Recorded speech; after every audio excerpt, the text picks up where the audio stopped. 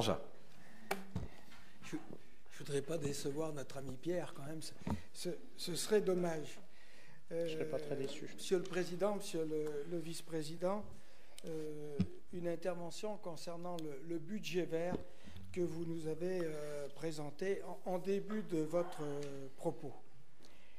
Les dépenses liées aux déplacements professionnels et aux engins routiers sont particulièrement défavorables, nous avez-vous dit, lorsque les carburants sont d'origine fossile et émettent des gaz à effet de serre. Ils représentent 16% des effets négatifs, ce sont les termes de votre rapport. L'idée, c'est à la fois de réduire les déplacements et d'équiper notre parc de véhicules électriques ou au gaz naturel. Il y a 6 ans, vous engagiez la réorganisation du service des routes de notre collectivité.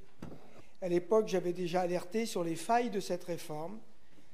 J'alertais sur le risque de la spécialisation des tâches pour nos agents, qui peut rendre les métiers moins attractifs. Je prévenais surtout sur l'augmentation massive des déplacements d'intervention des agents, entraînant tout d'abord une perte sèche du temps effectif de travail et l'accroissement conséquent des frais kilométriques, ainsi qu'une augmentation de la pollution. Année après année, j'ai aussi demandé qu'un bilan soit fait sur cette réorganisation. L'an dernier encore, lors de la session de mars, je vous avais interrogé. Monsieur le directeur général des services m'avait alors répondu qu'un audit nous serait rendu sur le sujet en 2022.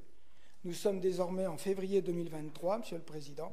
Quand aurons-nous accès à l'audit sur la réorganisation du service des routes pour évaluer objectivement toutes les conséquences de ces évolutions, et notamment en termes d'émissions de gaz à effet de serre? Je vous remercie.